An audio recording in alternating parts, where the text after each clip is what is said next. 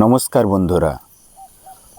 রোহিত প্রশ্ন করেছে যে ভালো পরামর্শ আর খারাপ পরামর্শের মধ্যে আমরা পার্থক্য কী করে করব, কোনটা ঠিক পরামর্শ আর কোনটা ভুল পরামর্শ আমরা কিভাবে নির্ণয় করব। তো খুব ভালো একটা প্রশ্ন করেছে বন্ধু। তাহলে আমরা জানবো কী করে যে কোন পরামর্শটা ঠিক, কোন পরামর্শটা ভুল, কোন পরামর্শটা উচিত, কোন পরামর্শটা অনুচিত। তো সবার থেকে আগে আমাদেরকে এই জানতে হবে যে পরামর্শ মানে কি, আর পরামর্শ আমরা গ্রহণ করি কেন, আর পরামর্শ কত ধরনের হয়, আর পরামর্শ যদি ভালো হয় তাইলে আমাদের কি, যদি পরামর্শ খারাপ আমরা খারাপ পরামর্শ যদি গ্রহণ করে ফেলি তাহলে আমাদের কি হবে। এই বিষয়গুলো একটু যদি ক্লিয়ার হয় তবে আমরা নির্ণয় করতে পারব যে কোনটা ভালো পরামর্শ, কোনটা খারাপ পরামর্শ। তাহলে সবার থেকে আগে আমরা এইটা জানি যে পরামর্শ বলতে কি বোঝায়। তো পরামর্শ মানে হলো যে এমন উপদেশ, যে উপদেশটা আমাদের কল্যাণ করে, আমাদের ভালো করে, আমাদের লাভ করে, আমাদের উপকার করে। মানে যে পরামর্শ গ্রহণ করতে গেলে আমাদের কল্যাণ হয়, আমাদের ভালো হয়, আমাদের লাভ হয়, আমাদের উপকার হয়, সেই পরামর্শটাকে বলা হয়, সেই উপদেশটাকে বলা হয় ভালো পরামর্শ। তাহলে পরামর্শ মানে কি? পরামর্শ মানে হলো উপদেশেই। কোন উপদেশটাকে পরামর্শ বলবো না? যে উপদেশটাই আমাদের লাভ হবে, ভালো হবে, কল্যাণ হবে, সেই উপদেশটাকে বলা হয় পরামর্শ। তাইলে কোনো উপদেশে ভালো হয়, আবার কোনো উপদেশে খারাপও হয়। তো যে উপদেশে ভালো হয় সেটা হলো পরামর্শ, আর যে উপদেশে আমাদের কল্যাণ হয় নাই, ক্ষতি হয়, লাভ হয় নাই, সেই উপদেশটাকে বলা হয়, তার মানে সেই উপদেশটা উপদেশেই লয়, সেই উপদেশটা কোনো পরামর্শই লয়। সেটি কারণ না, পরামর্শ সঙ্গে লাভ যুক্ত আছে, পরামর্শের সঙ্গে কল্যাণ যুক্ত আছে। সেই জন্য আমরা এখন নির্ণয় করলাম যে পরামর্শ কথাটার মানে কি না, পরামর্শ মানে হলো যে উপদেশে আমাদের ভালো হবে। তো ভাই যে প্রশ্নটা করেছে যে কী করে আমরা জানবো যে আমাদের ভালো পরামর্শ কোনটা আর খারাপ পরামর্শ কোনটা।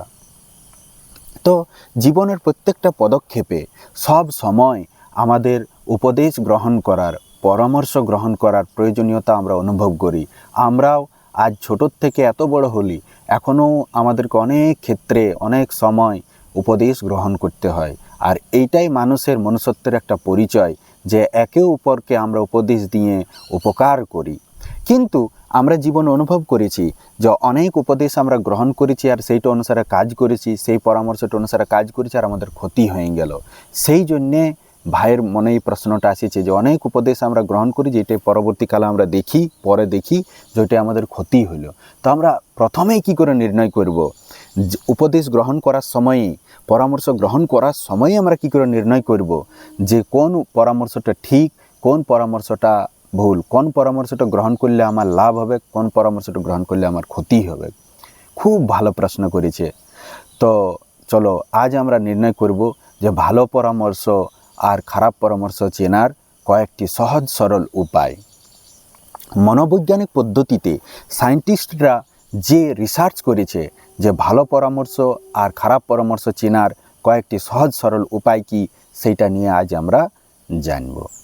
তো ভালো পরামর্শ কোনগুলা সেইটা চেনার উপায় কি, আর খারাপ পরামর্শ কোনগুলা সেটা চেনার উপায় কি। সবার থেকে আগে আমরা এটা চিনছি যে ভালো পরামর্শ যদি গ্রহণ করি তাহলে আমাদের লাভ হবে, আর খারাপ পরামর্শ যদি গ্রহণ করে ফেলি তো জীবন শেষও হয়ে যেতে পারে, জীবনে এত বড় অকল্যাণ হতে পারে যেটা আমরা আর কোনো মতেই শুধরাইতে পারবো না, এমনিও হয়ে যেতে পারে।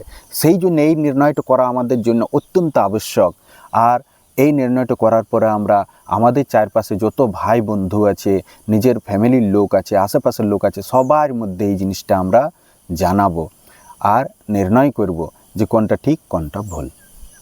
খারাপ উপদেশ চেনার কয়েকটি সহজ সরল উপায় হলো, যেমন খারাপ উপদেশ চেনার 4টা খুব সহজ উপায় আছে। কি? 1 নম্বর উপায় হলো যে যে উপদেশক তোমাকে উপদেশ দিচ্ছে, ধরো আমি তোমাকে উপদেশ দিছি, তো সেই উপদেশটা ঠিক বটে না লয় তোমার জন্যে তুমি কি করে জানবে? না তুমি আমাকে প্রশ্ন করো যে তুমি যে আমাকে উপদেশটা দিছ, মানে তুমি উপদেশককে প্রশ্নটা করো যে হে উপদেশক, তুমি যে আমাকে এই উপদেশটা দিছ, সেই উপদেশটা তুমি নিজে পালন করো না করো নাই, তোমার আচরণের মধ্যে ওইটা আছে না নাই। যদি তুমি ওই উপদেশকের মধ্যেও ওই আচরণটা দেখতে পাও, তাহলে তুমি ধরতে পারো যে হ্যাঁ এই উপদেশটা হয়তো ভালো বটে, ভালো নাও হতে পারে, কেন না এটি ব্যতিক্রমও দেখা যায়, কিন্তু এটাও একটা স্টেপ বটে ভালো উপদেশ চিনার, ভালো পরামর্শ চিনার। একটা উদাহরণ দিচ্ছি, ধরো কোনো উপদেশক তোমাকে বলল যে নেশা করলে খুব এনজয় হয়, খুব ভালো লাগে, মেলাতে একটু সেকটু নেশা করতে হয়, কোনো উপদেশক এই কথাটা বলল।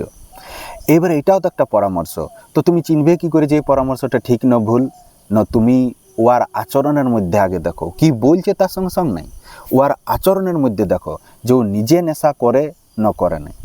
আর তুমি দেখতে পেলে যে ও নিজেও নেশা করে, তাহলে কি এটা থেকে এই নির্ণয় আমরা বার করতে পারি যে ও বলছেও যেটা আর করছেও সেইটা, তার মানে এটা ঠিক উপদেশ না, এটা ঠিক উপদেশ নয়।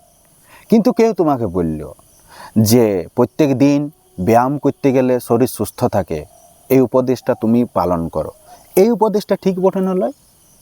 আর তাহলে তুমি কি করলে না, পরীক্ষার জন্য তোমাকে বলা হয়েছিল যে তুমি ওর আচরণের মধ্যে দেখো যে ও নিজে ব্যায়াম করে না করে না, তো তুমি দেখলে যে না ও নিজেও প্রত্যেক দিন ব্যায়াম করে আর ব্যায়াম করতে বলো সবাইকে, তাহলে এই উপদেশটা ঠিক না ভুল? না এইটাই নিজে বলো আর করো, তাও এই ব্যায়াম করার ক্ষেত্রে এই উপদেশটা হলো ঠিক, আর নেশা করার ক্ষেত্রে যে ও নিজে নেশা করো আর নেশা করতে বলো, তাও উপদেশটা ঠিক লয় কেন না? এইটা গেল একটা স্তর সঠিক আর ভুল পরামর্শ চেনার। 2 নম্বর স্তর হলো এইটা যে একজনের কাছ থেকে শুধু উপদেশ নিয়ে আর করতে শুরু করা যাবে না, অনেকজনের কাছ থেকে উপদেশ নিতে হবে, আর অনেকজনের কাছে যেটা ঠিক বলে প্রমাণিত হবে সেইটাকে আমরা করব। তো বেশিরভাগ লোককে এটা বলবে যে নেশা করা ঠিক, বলবে নাই। চলো ধরলি যে অনেক লোকে বললেও যে নেশা করা ঠিক, তখন আমরা কি করে জানবো যে কোন উপদেশটা ঠিক কোন উপদেশটা ভুল? না তুমি এইটা দেখো যে উপদেশ আমরা কেউ কাউকে দেই তো কী জন্যে দেই, আর কেউ উপদেশ গ্রহণ করে তো কী জন্য উপদেশ গ্রহণ করে? ন কল্যাণ করবার জন্য, ভালো করবার জন্য, উপকার করবার জন্যে, ভালোবাসে উপকার করতে চায় বলে উপদেশ দেই। তো নিজের সন্তানকে সবাই খুব ভালোবাসে, নিজের ভাইকে, নিজের মাকে, বাবাকে সবাই খুব ভালোবাসে। তো তুমি দেখো যে উপদেশ নেশা করার উপদেশ দিচ্ছে, সে নিজের সন্তানকে নেশা করতে শিখাইছে না শিখাইছে নাই? যদি না শিখাইছে তাহলে ওই উপদেশটা গ্রহণ করা যাবে না। হতে পারে ও আর অন্য উপদেশ ঠিক বটে, কিন্তু এই নেশা সম্বন্ধী উপদেশটা ঠিক নয়। তাইলে উপদেশ, কোন উপদেশটা ঠিক কোন উপদেশটা ভুল আমরা কি করে জানবো? না সবার থেকে আগে যে উপদেশ দিচ্ছে তার আচরণ দেখো যে ও নিজে ওইটা করানো নাই। 2 নম্বর দেখো যে ও নিজের সন্তানকে, নিজের ভাই বন্ধুদেরকে ওইটা করাচ্ছে না করায়নি। তারপরে দেখো যে এটা ঠিক বটে না লয়, আরও অনেকজনকে সুধাও, যদি এটা প্রমাণিত হয় যে ঠিক বটে তাহলে সেই উপদেশটা গ্রহণ করা দরকার। এটা একটা স্তর গেল। পরবর্তী স্তর হলো এইটা যে কোন উপদেশটা ঠিক কোন উপদেশটা ভুল, এটা নির্ণয় করা 2 নম্বর স্তর হলো এইটা, বা স্টেপ হলো এইটা কি, যে উপদেশ যদি কেউ দিচ্ছে আর সে তোমাকে ভয় দেখাচ্ছে, তাহলে জানবে যে উপদেশটা ভুলও হতে পারে। 3 নম্বর স্টেপ কি না, যে উপদেশ দিচ্ছে তার উপদেশ যদি তুমি না মানছো, তাহলে যদি ও রাগিয়ে যাচ্ছে দমে, তাহলে জানবে উপদেশটা ভুলও হতে পারে। 3 নম্বর হয়ে গেল।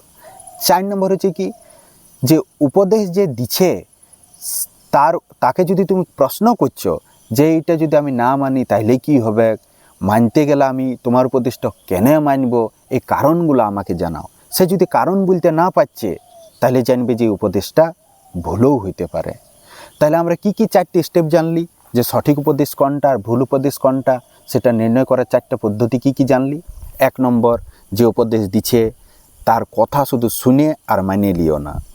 ওর আচরণ আগে দেখো, ওর সন্তানকে ওইটা করাইছে না নাই সেইটা দেখো, তারপরে মানো। 1 2 নম্বর হলো ও তাড়াহুড়া করাইছে নাকি, ও ভয় দেখাইছে নাকি, জলদিবাজি করাইছে নাকি, তাহলে জানবে যে এটা ভুল হইতে পারে।